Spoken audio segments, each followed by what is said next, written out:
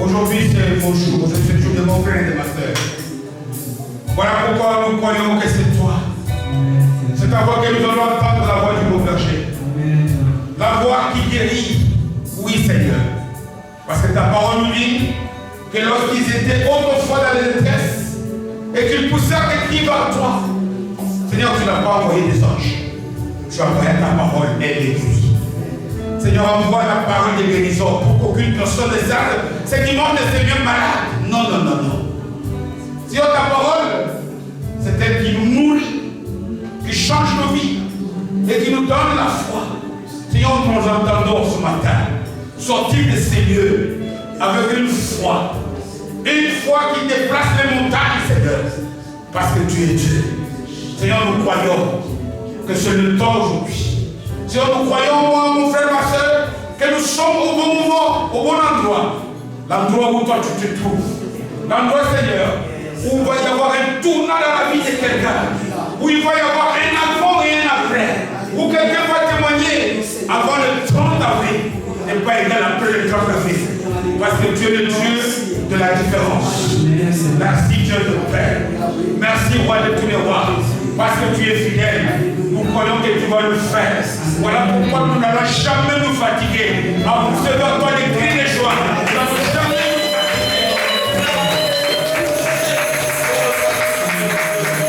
fatiguer. Merci Jésus. Amen. Amen. Amen. Amen. Que Dieu nous bénisse abondamment. Qu'il nous fasse du bien. Ici dans sa sainte présence. Je ne sais pas si nous le savons, aujourd'hui nous sommes le 30 avril. Et le 30 avril, c'est le tout dernier jour de ce 4e mois. Et en quelques heures, parce qu'il ne peut plus durer dans un jour, parce qu'on est déjà 13 heures passées, donc dans moins de 12 heures, c'est le 5e mois qui commence. Alors ma prière, c'est que le Dieu de la différence te parle aujourd'hui. Qu'il te donne une parole qui va bouleverser ta vie. Amen. Amen. Alors nous avons comme thème aujourd'hui, nous allons voir comment discerner le plan de Dieu dans ma vie. Comment je vais découvrir ce que Dieu attend de moi. Comment je veux savoir que Dieu me veut aujourd'hui ici, en ces lieux. Dieu a fixé dans toutes choses. Comment puis-je savoir que je suis au bon endroit, au bon moment? Et vous savez, quand on parle de ceci, ça doit être la question fondamentale de toutes choses. De tout chrétien. C'est même ça la base de la vie chrétienne. Nous lisons la Bible. Il y a un chapitre qui m'interpelle, c'est lorsque par exemple nous sommes dans les livres des Actes des Apôtres, au 16e chapitre.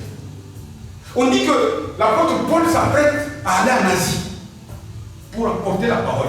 À l'époque, ce n'est pas d'avion, ce n'est pas des bateaux. Il devait souffrir. Mais il dit, il lui a été interdit par l'esprit. Comment lui a-t-il compris? Que je veux aller en Asie. L'esprit a refusé. Et d'ailleurs, on nous dit que à la même époque, le même chapitre, il dort. Il voit un songe, il voit un Macédonien. Il voulait aller à Bithynie. Il dit non. Le Seigneur ne me veut pas à Bithynie. Il me va ailleurs. Et d'ailleurs, il avait bien compris. Parce qu'à Bithynie, il allait évangéliser. Mais c'est ce voyage-là qui a fait que l'évangile est élevé en Europe. Et de l'Europe en Afrique et aux extrémités de la terre. Donc, nous devons savoir qu'est-ce que, en ce moment, Dieu veut que je fasse, où il veut que je sois. Et c'est une question, je dis, importante. Et quand on parle de cette question-là, très souvent, les gens confondent. Au Jérémie 29, 11, un verset mal interprété, sorti de ce contexte. Voici le projet que j'ai pour vous. Le plan de paix et non de malheur. Oh, Dieu a des plans. Est-ce que ce n'est pas ce dossier, quand ce verset, est-ce que nous l'avons lu, on a lu ce qu'il y a avant. À qui il parle? À qui Dieu parle-t-il?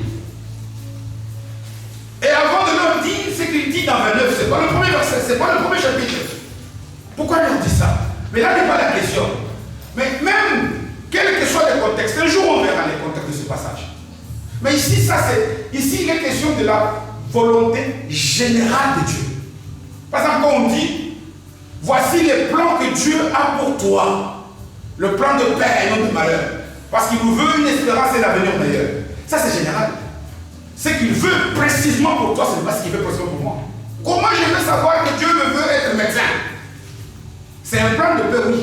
Mais moi, il me veut médecin, l'autre, il le veut pasteur. C'est une question fondamentale. Comment puis-je savoir, par exemple, comme Marthe, ça c'est l'occasion où je dois casser le parfum. Comment a-t-elle su ça? Vous voyez que c'est un hasard? Non. Ça c'est des gens qui étaient capables de comprendre le langage de Dieu, le langage du Saint-Esprit. Je saisis et de ce geste qu'elle a fait, nous avons lu, il y a 1-2 semaines, je suis dit, partout où l'évangile sera prêché, tu seras aussi l'une des stars. Comment il y a des gens qui comprennent de ça? Comment est-ce qu'il y a? Il y a des gens qui arrivent à déceler ce qu'ils doivent faire. Après ce culte, tu vas aller telle part. Est-ce que Dieu te veut là? Parce que c'est lorsque tu es là où Dieu te veut que Dieu va accomplir son plan dans ta vie. Amen. Cette question, je vous dis, c'est une question qui doit déranger, qui doit prendre la priorité. Même quand je prie, est-ce que Dieu me veut à ce moment-là? Peut-être qu'à ce moment-là, il me veut ailleurs parce qu'il y a un chrétien qui veut se suicider. Et moi, je vais me dire, je vous dis, quand Paul alla à Bithynie, il allait pour apporter la parole. Mais il est écrit Acte 16, le Saint-Esprit m'interdit. Il me dit, traverse, va en Turquie, va en Europe. Et il avait raison. Amen. Nous voulons donc savoir cela. Est-ce que cette porte qui se ferme devant moi, est-ce que c'est le message de Dieu? Quel est-il? Ou cette porte qui s'ouvre, est-ce que c'est la bonne? Parce que je nous ai dit ici que Dieu ne parle pas comme moi et toi. Dieu nous parle au travers des circonstances. Le livre de Job nous l'a dit. Au travers de Dieu nous bénit au travers des humains. Abraham, il est devant, il attend. Il voit 3 hommes. Et puis, il comprend que ça, c'est la visitation de Dieu. Et parce qu'il a fait ce qu'il a fait, il a exercé l'hospitalité. Ces gens-là, avec des cure-dents dans les dents, ils disent l'année prochaine, à la même heure, tu auras ce que tu attends. Amen. On a ce qu'on attend de Dieu lorsqu'on fait ce que Dieu veut qu'on fasse, ou alors on est là où veut Dieu que nous soyons. Et c'est ce que nous voulons aujourd'hui apprendre. Et avant toute chose, je veux nous inviter, nous allons lire 2 versets. 2 versets qui important connu d'ailleurs dans le l'épître de l'apôtre Paul aux Romains, chapitre 12e. Les 2 premiers versets. Romains. Et nous lisons au chapitre 12e. Et nous lisons le premier et le second verset. Et nous voulons qu'au travers de ces versets, le Saint-Esprit t'aide, mais moi aussi à comprendre que non. Jésus est chez Simon le lépreux. Même si cet homme est lépreux, c'est là où je dois être. Romains, chapitre 12, 12e chapitre. Et nous lisons tout simplement les 2 premiers versets, qu'on connaît par cœur. Et la plupart de nous chrétiens, anciens chrétiens, on peut le dire de mémoire. Il est écrit, c'est la parole de Dieu.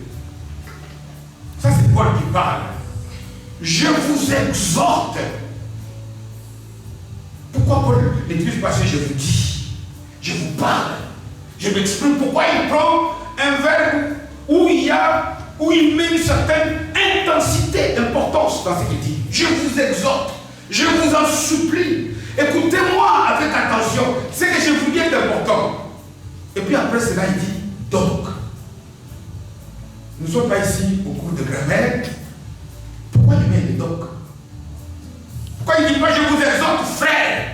Mais avant de parler de frère, il dit je vous exhorte donc. Vous savez, quand on parle de donc, c'est comme si on tire une conclusion par rapport à ce qui s'est passé avant.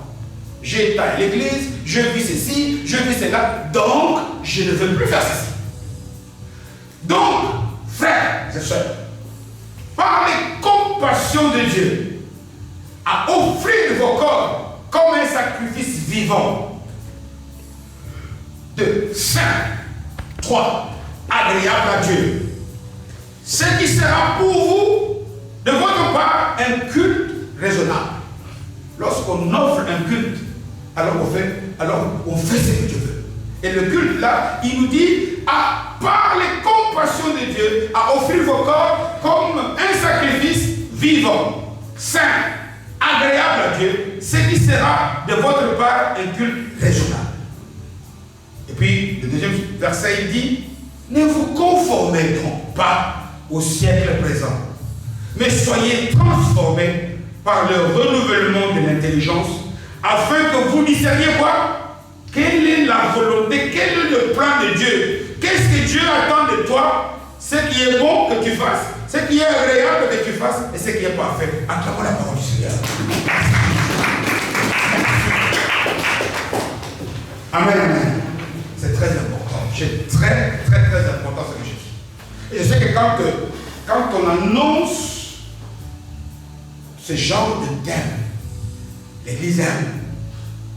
Elle a raison. L'Église est attentive. Et elle a raison. Mais attention, il y a un piège aussi. Il y a un piège, pourquoi? Parce qu'un piège dans lequel aimer ce thème est une chose, très bonne chose. Aimer savoir quel est le plan de Dieu, très bonne chose. Ça doit être la tête. Tu sais, chaque matin quand tu te réveilles, ta prière principale, merci Jésus, tu m'as réveillé, tu attends quoi de moi aujourd'hui? Parce que parfois nous on prie, oh, je vais avoir la journée heureuse. Si tu fais, vous savez, on dit, quand on est, on fait ce que Dieu veut qu'on fasse. Ce que nous on désire devient la conséquence. Psaume 37, verset 4. Le Père dit, fais de l'éternel tes délices et tu auras tout ce que ton cœur désire. Nous sommes dans le désir là. Non, fais ce que Dieu attend de toi. Et le reste. Vous savez, quand on appelle le reste en français, ça voudrait dire pourboire. Batabiche. Comment on dit ça en arabe? Pourboire. J'ai oublié le terme. Ce qu'on donne là. Quand tu achètes tout de suite, tu prends 4 chemises, tu as une cinquième gratuite. Voilà. Et c'est ça. Nous, quand nous savons, pourquoi je dis qu'il y a un piège? Parce qu'ici, beaucoup de prédicateurs le savent. Et ils le savent, et ils manipulent beaucoup l'église par rapport à ça. Ils séduisent beaucoup d'enfants de Dieu. Alors tu viens chez moi, tu donnes l'offrande du prophète, et tu vas savoir ce que Dieu attend de toi. La vie chrétienne, ce n'est pas la magie. Amen. Ça, c'est un mensonge. C'est écrit où? C'est dit où? Où ils manipulent les gens parce que tu vas à la montagne, tel part, tu fais un jeûne de 40 jours. Bien aimé, qu'est-ce que Jésus dit à la Samaritaine? Ce n'est plus au mont ici. C'est là où tu es là. Là où tu es là, tu peux tomber du maître. Amen. L'heure viendra et elle est venue où les vrais adorateurs adoreront où? En esprit, là où ils sont. Aujourd'hui, Jésus, quand il était sur terre, le corps est limité. Maintenant, il a été glorifié, il est dans son omniprésence. Amen. Il peut être à la montagne comme il est ici maintenant avec toi. Comme il peut être dans ta chambre à coucher. Et pourquoi j'attire beaucoup l'attention? Attention aux manipulations. Il n'y a pas de formule magique. Les gens s'attendent que le pasteur leur dise, quand tu fais une prière d'autorité, alors tu vas savoir. Non, ce n'est pas ce que le texte nous dit. Ici, Les 2 versets ici nous disent d'ailleurs, le deuxième, si nous essayons de saisir exactement le message que l'Esprit nous donne ici, alors la volonté, ce qui est bon, ce qui est agréable, ce qui est parfait pour nous, automatiquement on l'aura. Amen. Et il nous dit ce qu'on va faire. Et vous avez vu d'ailleurs que quand tu commences, parce que, vous savez, je dois aussi le dire, surtout par rapport à nous, les églises de réveil, les églises évangéliques, les églises de la tendance qu'on appelle de la réforme protestante. Ici, nous avons un passage important, surtout pour nous, les églises évangéliques. Un passage important, d'ailleurs dans un livre important. Si aujourd'hui, la compréhension de la foi chrétienne a été bouleversée, c'est par rapport notamment au livre de Romains, où au 16e siècle, quand les gens, peut-être un jour, je sais que le frère Jean-Marie sait beaucoup de choses par rapport à ça. J'ai suivi parfois certains sketchs que vous jouez par rapport à ça, à la rue de la paix, pour que si des gens, un moine, un prêtre catholique comme l'allemand Luther, un jour a dit non. C'est parce que c'est ces livres de Romains qui a donné les bases pour qu'on comprenne que pour aller au ciel, il faut le voir et non les œuvres. Et tous ceux qui nous prêchent les œuvres, oui, les œuvres sont là. Les œuvres sont la conséquence d'une vie de foi. Parce que Jacques le dit, une foi sans œuvre est une foi comment? Morte. Parce que la foi elle-même est un comportement, ce sont des œuvres qu'on pose. Ce que nous devons manifester sont les œuvres de foi. Les œuvres de foi ont des conséquences lorsque nous vivons la vie en Christ. Mais ce n'est pas une condition pour avoir. Et ici, il y a le livre, un des livres théologiques qui doit constituer la méditation pour que nous, enfants de Dieu, nous puissions comprendre comment marcher selon la volonté de Dieu. C'est notamment le livre des Romains. Et dans ce livre de Romains, le 12e chapitre qu'on vient de lire ici est comme le début.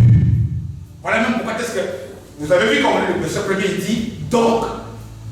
Parce que par rapport à ce qu'il a dit avant, il dit donc, faites ceci et vous connaîtrez en tout temps et en tout lieu quelle est la volonté bonne, la volonté agréable et la volonté parfaite de Dieu. Parce que connaître le plan de Dieu pour nous, c'est connaître la volonté. Qu'est-ce que Dieu veut de moi maintenant? Hein? Le sage Salomon dit Dieu a fait tout pour comment? Pour un but. Quels sont les buts? Quels sont les buts? Pourquoi? Parce que quand je dis ici qu'on nous manipule beaucoup, la plupart d'entre nous, nous pensons qu'il y a un schéma qu'un certain archibishop va donner, et quand tu fais prière autant, jeûne autant, fais ceci, quand tu fais ça, et puis automatiquement, Dieu va te révéler ta volonté, sa volonté. Non. Il est question de se retrouver dans une certaine condition. Amen. Il est question, lorsque les choses de Dieu, lorsque nous prions, nous disons que je veux être rempli du Saint-Esprit. Mais ce n'est pas le Saint-Esprit qui fait les choses. C'est toi qui te mets dans des conditions telles que le Saint-Esprit te remplisse. Amen. C'est à nous. C'est à nous. Pourquoi? Parce que le Saint-Dieu n'est pas dictateur. Lorsque tu donnes, je veux, Saint-Esprit remplis-moi, c'est-à-dire que Saint-Esprit, je te donne ma bouche, mes yeux, mais alors là, il va te remplir. Mais si toi, tu ne veux pas lui donner tes pieds, il ne va pas te remplir. Parce qu'il n'est pas dictateur. Donc ici, il est question pour moi et toi, lorsque nous nous retrouvons dans une certaine condition, c'est comme par exemple, même par rapport à la foi. Qu'est-ce que Jésus dit? Si tu as la foi comme un grain de sénévé, la montagne va partir, n'est-ce pas? Ce que tu dois chercher, c'est pas que la montagne parte, ça va la foi. Ce que nous devons chercher, c'est être dans une certaine condition. Et automatiquement, on comprendra, là où je suis. Hein? Là où je suis, c'est là où Dieu me veut. Ce que je fais, c'est ce que Dieu veut. Comme Marie, la sœur de Marthe, qui a compris que non, le Seigneur est ici. Je veux aller là-bas. Et quand je prends mon parfum de grand prix, je casse. Et ça a bouleversé. Amen. Vous savez, le geste de cette dame, je reviens encore, a une grande signification. Très souvent, quand nous on va, même quand on vient sur culte, c'est pour recevoir, n'est-ce pas? Mais qu'est-ce que cette dame a reçu? Elle est venue totalement pour faire quoi? Pour offrir, pour donner. Mais ça, c'est autre chose. Donc, ici, j'insiste beaucoup de l'importance du livre des Romains et de l'importance de ce chapitre 12, notamment dans ces deux versets ici, qui font la jonction, qui font un pont entre la manière de voir les choses et ce que ça doit nous pousser à avoir comme attitude, comme comportement. Dès que tu as ce comportement-là, automatiquement, chaque chose que toi tu fais sera l'acte ou la volonté de Dieu pour ta vie. Mais il y a, avant d'aller un peu dans les détails, expliciter ce que j'ai envie de dire un peu par rapport aux deux versets, on raconte une histoire. Vous savez, il y a eu une inondation en 2021, ici, n'est-ce pas? C'était au mois de juillet, si je ne me trompe pas. C'était au mois de juillet ici, en Belgique, en Europe aussi, d'ailleurs, en Allemagne aussi, parce que je sais que le tabac à Stolberg a été totalement inondé, d'ailleurs. Et il y avait un chrétien pieux, un chrétien qui priait, qui aimait son Dieu au culte tous les dimanches. Dans son comportement, il est bon, il n'a pas de problème. Quand il t'a fait quelque chose, il vient te demander pardon. Il prie. Et puis, à la veille du jour de l'inondation, il y a des services de secours, des pompiers, qui passent au travers de rue, qui arrivent chez le monsieur qui sonne, monsieur, veuillez quitter, aller vers Asdorf parce que la météo annonce du mauvais temps. Est-ce que tu ne peux pas quitter pour aller ailleurs, je ne sais pas moi, à Rennstadt ou bien à Einaten? Et qu'est-ce que le monsieur répond au pompier? Moi je suis un enfant de Dieu. J'ai prié. Si c'est ma volonté de Dieu pour que je quitte ici, Dieu me le dira. Et puis, il s'est mis à pleuvoir. Et puis l'eau commençait à monter, jusqu'à ce que l'eau est arrivée au niveau de son rez-de-chaussée. La personne est montée à l'étage supérieur. Et vous savez, comme notamment à Pépester, ici à Verviers, quand l'eau est montée jusqu'au niveau du premier étage, on a mis, un peu comme à Venise, des canaux, n'est-ce pas, qui allaient pour secourir les gens. On voit le monsieur à l'étage. Les gens qui étaient secouristes lui disent, monsieur, regardez maintenant l'eau inonde. On annonce qu'il va y avoir encore beaucoup de pluie. Il dit, moi j'ai foi en mon Jésus. Jusqu'à ce que Dieu va me répondre, va me communiquer sa volonté. C'est alors que moi je ne fais pas ça. On me dit, maudit soit l'homme qui fait confiance à l'homme. Moi je fais confiance en Jésus. Et puis, par après, il est allé sur le toit. Et il y avait un hélicoptère qui venait nettoyer les gens. Moi j'attends la volonté de Dieu et cette personne est décédée. Amen. Maintenant je me pose un peu la question, nous qui sommes chrétiens. Faisons un peu de la fiction, lorsque cette personne est arrivée auprès de Dieu, c'était toi qui lui dis, mais mon Dieu, comment alors que moi je prie, je fais du bien, alors que j'attendais ta volonté, comment expliquer que tu m'as laissé mourir? Croyez-vous qu'est-ce que Jésus peut lui dire? Les secouristes qui sont venus annoncer dans la rue, les secouristes qui sont venus lorsqu'il y a l'hélicoptère, tu crois que c'est le diable qui a pas envoyé? Voilà comment nous sommes en train de voir. Amen. Amen. Voilà pourquoi je vous dis, ce que nous devons faire, nous, c'est travailler nos vies pour interpréter. Vous savez, lorsque nous terminons souvent nos cultes, il y a ce qu'on appelle 2 Corinthiens 13, la bénédiction apostolique, la grâce de Jésus, l'amour de Dieu le Père et la communion que nous avons du Saint-Esprit. Au rôle du Saint-Esprit, on nous dit que nous sommes en communion ou en communication. Amen. C'est-à-dire que comment est-ce que nous communiquons? Dans quelques jours, dans moins de 3 semaines, on va fêter la Pentecôte, le fusion du Saint-Esprit. C'est au mois de mai qui arrive. Nous devons être en communion du Saint-Esprit pour que nous puissions comprendre. Parce que quand le Saint-Esprit nous parle, il nous parle où est-ce qu'il vit? Dans nos cœurs. C'est que ça va venir d'où? De nos cœurs. Ça va être des intuitions, ça va être des impulsions, ça va être des convictions. Et ici, nous voulons savoir comment est-ce que, au travers d'une conviction ou d'un fardeau qui m'a à cœur, je peux comprendre qu'aujourd'hui, non, l'Esprit de Dieu veut que je prie pour maman, c'est vie. Sans qu'elle te le dise. Non. Aujourd'hui, tu dois le voir. Frère Nicolas. Comment est-ce que... C'est parce que nous devons être en communion avec le Saint-Esprit. Et c'est ce passage ici que nous venons de lire, les 2 versets ici, qui nous montre alors quelles conditions, qu'est-ce que nous devons faire, dans quel état nous devons faire, pour que même lorsque tu attends une conviction, une intuition qui te dit, va voir Papa Dani. Toi tu penses que c'est toi, alors que c'est Dieu. Lorsque tu arrives, tu vois que c'était utile, tu donnes le travail à Dieu, tu dis, ah, Dieu est bon, je devais aller, j'ai senti, comme par hasard, l'idée me dit d'aller voir Papa. Quand j'arrive, je le trouve, il était malade. Ce n'est pas toi. Amen. C'est le Saint-Esprit. Amen. Et je sais que le 2 versets que je viens de lire ici nous dit des choses que nous devons faire pour qu'au travers même que je vois quelqu'un qui vient en face de moi, qui me parle de l'intérieur, j'entends une voix qui dit, prends cette personne, elle est utile, elle a besoin. Et c'est ce que les personnes disent. Et nous voyons comment Paul commence. Voilà pourquoi il insiste. On l'a lu ici. Il dit, il parle à l'église. Parce qu'ici, même si la lettre était adressée aux Romains, mais nous sommes l'église. Il nous parle, parce qu'il n'a pas parlé pour les Romains de l'époque, il a parlé à tout le monde. Il dit, vous voyez qu'il a utilisé un verbe qui montre qu'il attache beaucoup d'importance. Et j'aimerais que je parle de ce dimanche, nous sommes le dernier dimanche du mois d'avril, que tu attaches beaucoup d'importance à ce que Dieu le dit par la bouche de Paul.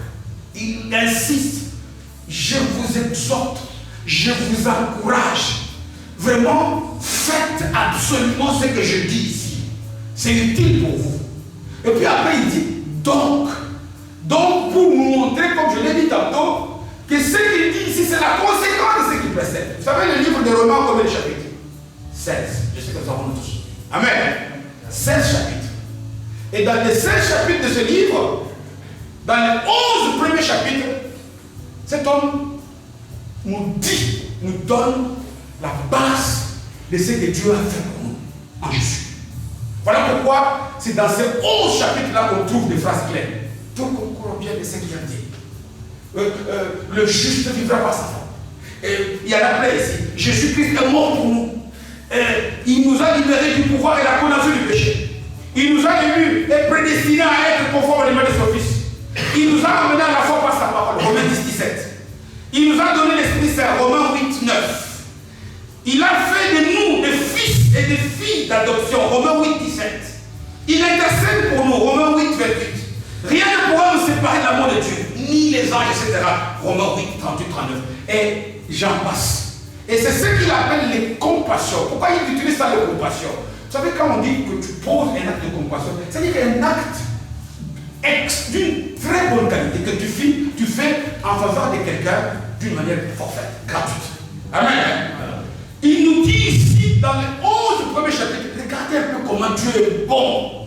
Regardez toutes les compassions qui sont donc les 11 chapitres qu'il donne. Et d'ailleurs, c'est le premier chapitre au verset 17e qui a été d'ailleurs la clé, qui a bouleversé la vie de Martin Luther, de Jean Calvin d'ailleurs et les autres, tous les réformistes. Parce qu'ils disent non, c'est pas possible. Comment une personne qui a fait autant pour nous, il dit je vous exhorte. Quelqu'un qui a fait pour vous comme ça, quelqu'un qui a fait de vous des enfants de Dieu gratuitement, quelqu'un qui fait tout concourir pour votre bien. Je vous exhorte. Et là, il dit 3 choses. Les 3 choses ici, c'est ça les choses à retenir. Chacun va le faire à sa manière. Lorsque nous faisons ces choses, bien aimés, tu entendras, c'est alors que Dieu est capable, même, tu donnes comme Pierre, comme Paul, tu vois un Macédonien, tu dis Dieu m'a parlé. Hein? Moi je refuse les rêves, je regarde quelqu'un comme ça. Il a dormi d'abord sans prier.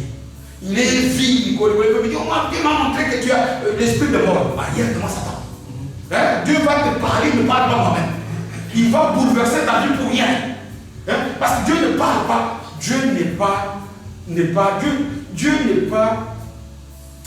quelqu'un. Quand Dieu nous parle, il doit tout faire pour que sa parole puisse atteindre sa cible. Amen.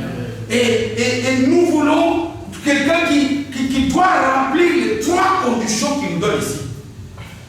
Ce sont les 3 conditions qui te mettent dans une condition où lorsque tu dis à quelqu'un, laisse ce que tu fais, ce n'est pas toi qui le dis, c'est l'esprit qui parle en toi. Amen. Ou lorsque tu te dis, tu entends, tu dis, je dois aller rendre visite, je dois prier pour tel. Toi, tu crois le faire pour toi, alors que c'est l'esprit. Lorsque l'histoire que je vous ai lue de l'apôtre Paul, lui a vu un rêve. Mais tellement il était quelqu'un qui avait la communion. Parce qu'il faut être en communion pour communiquer avec. Amen. Comme il a toujours vécu ces choses, voilà pourquoi ici, l'apôtre Paul nous donne comme un témoignage. Il dit, moi-même, regardez, quand j'ai regardé à toutes ces compassions de Dieu, moi qui étais pire que vous, moi qui étais autrefois d'ailleurs, qui était un tueur, un assassin, mais quand j'ai compris la grâce de Dieu et que j'ai changé, regarde ce que Dieu a fait pour moi. Amen. Il dit, j'ai fait plus que tous ceux qui ont été. Moi, je n'ai pas connu Christ dans la chair. Bien que j'ai été méchant, mais parce que j'ai rempli ces 3 conditions, alors le Saint-Esprit parle au travers de toi. Et lorsque le Saint-Esprit parle au travers de toi, tu ressuscites de mort. Parce qu'il a ressuscité de mort. Même ton nom peut trahir. Amen. Alors quelles sont ces 3 choses? Et c'est par là que je veux nous donner les 3 choses. Tu appliques, la vie change. Amen. Tu appliques, ta manière de servir change. Parce que tu comprendras, est-ce que je tiens un micro devant vous ici? Si je le tiens de moi-même, Dieu n'est pas derrière tout ça. Et je vous communique la mort. Encore faut-il que je sois délégué pour que je tienne le micro. Encore faut-il que je fasse des choses telles que Dieu le dit. La première condition, il dit, il a donné les compassions. Alors je vous en supplie, s'il vous plaît. S'il vous plaît, donnez d'abord vos corps en sacrifice. Ça, c'est la première chose. Qu'est-ce que c'est qu'un sacrifice? Un sacrifice, c'est quoi? Dans des mots simples. Un sacrifice, c'est donner à quelqu'un, offrir à quelqu'un quelque chose qui a un prix, qui te coûte toi. Amen. Je me sacrifie pourquoi? Parce que j'offre à quelqu'un quelque chose qui peut occasionner une perte, mais parce que je lui veux dans le bien. Lorsque par exemple, Abraham, Dieu lui dit, offre-moi Isaac, ton fils, ton unique. Ça c'est un sacrifice. Amen. Amen. Or, la plupart des gens ici, peu donnent à Dieu des sacrifices. Que ce soit dans notre temps, que ce soit dans nos services, ou dans la vie de miettes. On ne peut faire pour Dieu que lorsqu'on a terminé tout ce qu'on doit faire. Mais Dieu attend de nous des sacrifices. Quelque chose qui nous coûte. Dieu attend que tu coupes ton sommeil. C'est un sacrifice. Parce que tu dois payer. Peut-être pas pour toi, pour tel frère ou telle soeur. C'est un sacrifice. Fais ces choses-là. Jésus dit, celui qui s'occupera de mes choses, moi je vais m'occuper des siennes. Amen. Amen. Aujourd'hui, les sacrifices, c'est devenu tout simplement lorsque nous devons donner des. Non, parce que quand il parle de sacrifices ici, il n'est pas question ici des sacrifices comme on les offrait dans l'ancienne alliance. Ça, c'est des sacrifices pour la rémission, l'expiation de nos péchés, n'est-ce pas? Et ce sacrifice-là a été procuré avec qui? Jésus. Romain l'a dit. Maintenant, il est question ici, d'ailleurs, voilà pourquoi il dit sacrifice comment? Vivant. Et cela, c'était des sacrifices morts des animaux. Et même Jésus, quand il est allé sur la croix, il a payé selon Romain tout ça. Pour nous maintenant, il nous veut offrir nos corps comme un sacrifice vivant. Mais l'Église aujourd'hui donne à Dieu de miettes. Les sacrifices dont il est question ici, c'est les dons de soi-même. Les donner tout ce qui nous appartient à Dieu. C'est ce que Marie a fait. Je nous ai dit, Marie pouvait ouvrir que la tête du parfum. Et Pompée, je ne sais pas s'il y avait un truc pour asperger. Elle a cassé. Dieu veut que ton temps, ce que toi tu vas prendre à partir d'aujourd'hui, soit les miettes. Amen. Je ferai les devoirs quand j'ai fait tout pour Dieu. Pas je ferai les devoirs et puis je ferai pour Dieu. Dieu nous attend que nos corps lui appartiennent, nos pieds soient pour Dieu. Amen. Dieu veut que nos bouches soient pour parler de Dieu. Dieu veut que nos corps le servent. Regardez que lorsque dans l'ancienne alliance où il y avait la préfiguration, Dieu, on dit qui a sorti le peuple d'Israël de l'Égypte. C'est Dieu, n'est-ce pas? Mais il a fallu un homme, Moïse. Parce qu'il vient ici, au buisson ardent, Exode 3, Moïse, je t'ai vu. J'ai écouté les cris de mon peuple qui souffre depuis plus de 300 années. Je suis descendu pour le délivrer. Mais il dit à Moïse, fais quoi? Est-ce que tu es là? Est-ce que Dieu a encore des bouches pour parler de nous aujourd'hui?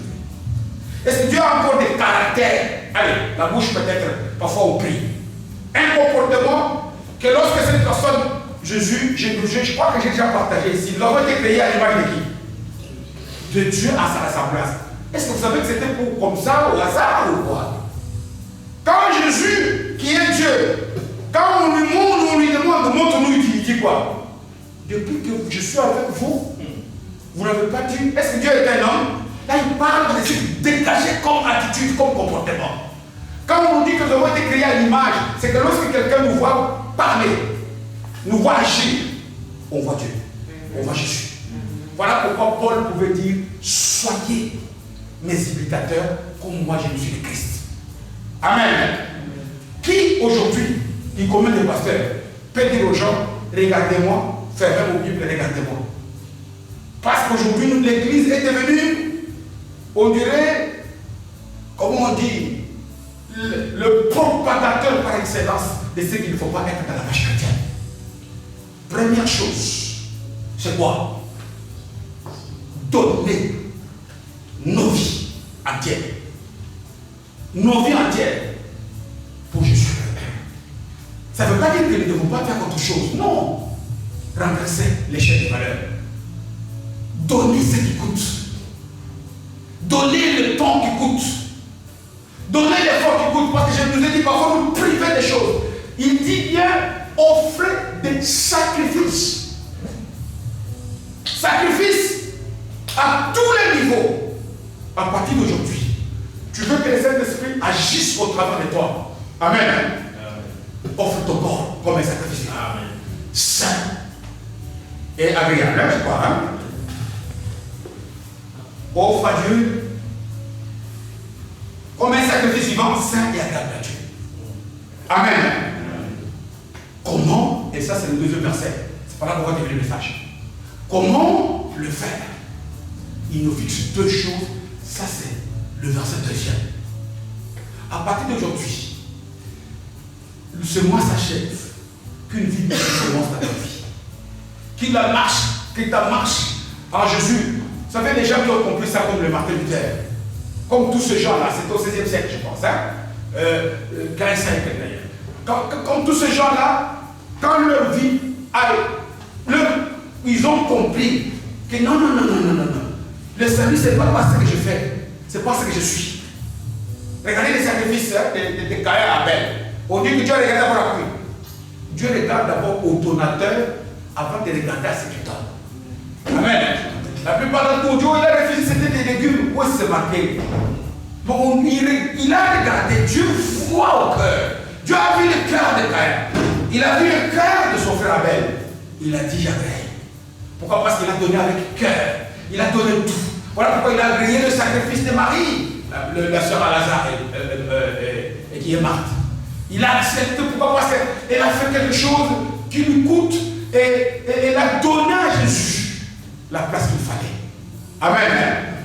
Et cela, elle l'a fait. Pourquoi? Parce que le deuxième verset qui nous dit ne vous conformez pas au siècle présent. Première chose. Regardez très bien aujourd'hui. Entre le monde, ce qu'on appelle le monde païen, et l'Église, qui imite qui? Qui imite qui? Le monde, l'apôtre Jean nous dit dans son épître, première je pense, oui, première épître, chapitre 2, verset 12, 15, 13, 14, 15, il dit, du monde, on peut dire que toi, je convoitise de la chair. Convoitise de quoi encore? Oubliez ou quoi? 1 Jean, convoitise de la chair, convoitise des yeux et orgueil de la vie. Amen. Du monde, on dit que ça.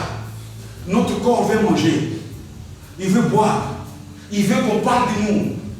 Ce que Dieu attend de toi, c'est que si tu as mis Dieu à sa place, aujourd'hui même dans notre manière de servir, de même de rendre un culte agréable, c'est celui où nous offrons nos corps. Comment? Lorsque nous essayons de ne pas suivre la mort dans l'aveuglette. Aujourd'hui d'ailleurs, c'est l'une des choses d'ailleurs, je pense papa, Roger m'avait demandé, tiens, ça c'est quand on avait écouté un cantique comme ça du frère, frère comment il s'appelle? Le frère Aouéas, comment il s'appelle? Patrice. Et il disait quoi? Il disait, lui qui disait, je fuis le monde, mais je l'ai trouvé où? À l'église. Aujourd'hui, même dans notre manière de faire le culte, dans notre manière de faire des fêtes, est-ce que la fête est interdite? Non. Mais qu'est-ce que la parole dit? Il doit y avoir une différence entre ceux qui servent Dieu et ceux qui ne servent pas. Amen. Nous devons sortir. Croyez-moi, ce sont des choses, ça va ouvrir une période nouvelle. Le message nous dit comment sortir du monde. Comment ne pas nous conformer au monde présent. Comment faire en sorte que quand on regarde comme ça, vous savez, même dans les temps, quand on voyait un prêtre catholique, rien que dans sa manière de parler, ça fait beaucoup comment quand les prêtres, comme ils parlaient là, ils ont appris ça au séminaire. Que Dieu soit avec vous. C'est parce que c'est pour que ça puisse donner une certaine allure de ça, c'est un prêtre. Amen. Ça, c'est un pasteur. Aujourd'hui, les pasteurs parlent et agissent. Moi, j'ai connu une histoire terrible à l'état. Je vais essayer de goûter. Tout le monde à mon travail sait que je suis pasteur. Tout le monde. J'ai, parmi mes collègues, 200 000 intimes. Un certain d'ailleurs, Bernard Schoenbrot, souvent il live un jour il viendrait à l'église. Et puis l'autre, je ne veux pas passer les noms, je ne pense pas pourquoi ils écoutent, mais je ne dis pas le mauvais sens. Il y a eu une dispute terrible. Et ils viennent en covoiturage, ils habitent eux-ci, à côté de la ville. L'un vient à côté de moi, tu vois c'est comme ça avec moi. Et l'autre peut m'égarer, quand tu vas s'égarer, non. Maintenant, ce jour-là, je vis. Comme ils viennent avec mon voiture, ils étaient venus avec la voiture de médecine. Maintenant, demain, il vient me dire, toi tu es pasteur. Comme tu es pasteur, je ne rentre pas dans la voiture de médecine, tu vas me déposer chez moi. Moi, je dis, mais toi tu es vrai que je suis pasteur. Mon problème, c'est pas de te poser. Mon problème, moi, c'est de chercher ce que vous puissiez vous entendre. Parce que si moi je te pose, je te dépose. C'est que j'aggrave encore la situation, c'est que je te mets. Il y a longtemps. Donc si tu as refusé de m'accompagner, alors je vais appeler chez moi. Je vais appeler chez moi. Je suis allé avec moi, j'ai prié. Mon Dieu. Vous ça, et puis j'ai appelé l'aide. J'ai dit que toi tu es pasteur. Tu veux dire que je suis pasteur, oui. Si réellement je suis pasteur, ce qu'il doit faire, c'est de t'accompagner ou d'abord de chercher la paix. Cherche la paix, et puis je t'accompagne. Vous parlez, et puis je t'accompagne. Je t'accompagne pour que tu puisses voir que mon problème, c'est pas de ne pas t'accompagner. Toi, tu dis, tu refuses moi. Je vais chez l'autre, je le supplie, je dis, s'il te plaît, fais en sorte. Les gens qui venaient tous les deux en covoiturage, discussion, c'est pas lui, et puis l'autre dit, tu m'accompagnes ou je rentre à pied. Dieu merci. Dieu a écouté. Un message est passé par là. Quel est le message? Dieu a permis qu'il puisse comprendre que le rôle du pasteur n'est pas d'aggraver les problèmes, c'est d'abord d'amener la paix. Amen. J'ai souffert l'histoire au travail l'après-midi, l'histoire a commencé vers 16h. Et je n'ai pas bien travaillé parce que je devais trouver jusqu'à 22h, ces gens doivent s'entendre. Et il y avait une bagarre, ils ne s'entendaient pas, ils cognaient des cartons. Ils allaient à tous les sens. Pourquoi tout ça pour dire que nous devons être du véhicule du message d'amour et de paix et de la réconciliation. 2 Corinthiens 3, verset 17, Dieu nous a appelés pour notre appel, c'est la réconciliation, la paix. Nous sommes des sacrificateurs, le pont entre le ciel et la terre. Amen. Et comment est-ce que nous allons le devenir? Ça, c'est le dernier. Je vous dis tout ça par la grâce de Dieu, on va développer. Un jour, parce que c'est des thèmes, c'est des sujets, lorsque nous allons passer par le renouvellement de notre intelligence. La plupart d'entre nous ici, nous sommes à l'église, mais nous avons gardé. J'ai déjà éduqué. Quand on parle de l'intelligence, on parle de la mentalité. Beaucoup de gens sont partis de l'Afrique, pas dans le mauvais sens. Allez, frère Jean-Marie, tu fermes les oreilles. Et ils sont ici, mais ils sont en Afrique alors qu'ils sont en Europe. Ils ont dépressé leur corps. Pourquoi? Parce que ce qui compte, quand on parle de l'intégration, on parle de la mentalité. La plupart des gens ont quitté le monde, mais ils ont l'intelligence du monde.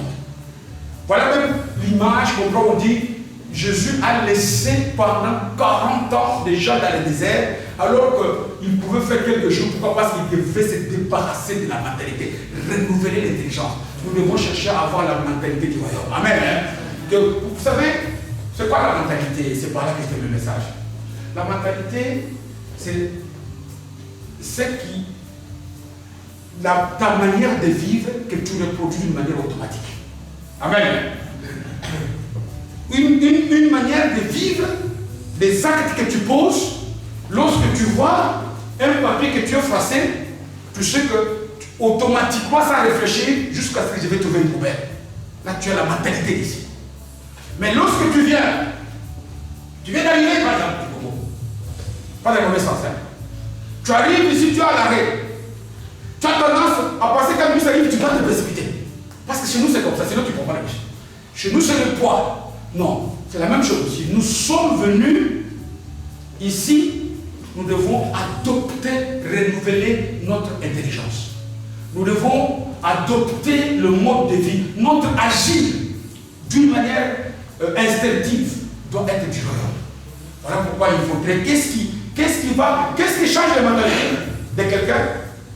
C'est le baptême, le fait d'être immergé dans la société.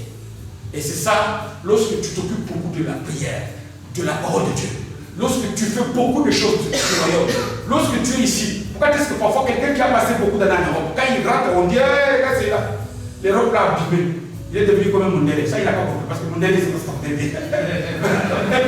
Parce qu'il a été immergé dans la terre. Je ne dis pas le mauvais sens. Nous devons aussi nous immerger. Et ces histoires d'Europe, Afrique, c'est rien. Nous devons voir les choses entre le ciel et la terre. Nous devons adopter la culture, la mentalité, l'intelligence du ciel. Que notre mode de vie automatique soit, je vois même, par exemple, le papa qui m'a fait quelque chose de mal, au ciel on dit pardon. Le cœur parle. Et je dis, ce corps, toi, je t'ai offert à Jésus. Je pardonne. Que Dieu bénisse sa parole.